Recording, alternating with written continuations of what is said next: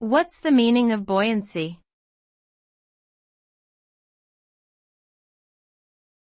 Buoyancy.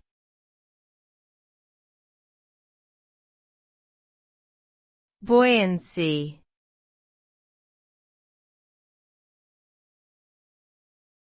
Buoyancy.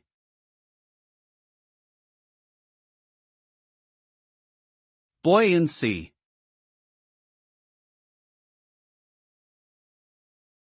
Buoyancy refers to the upward force exerted by a fluid on an object immersed in it.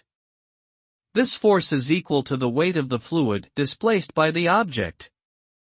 When an object is submerged in a fluid, the fluid exerts pressure on all sides of the object. The pressure at the bottom is greater than the pressure at the top, leading to a net upward force that opposes the weight of the object. If the buoyant force is greater than the weight of the object will float. If it is less, the object will sink.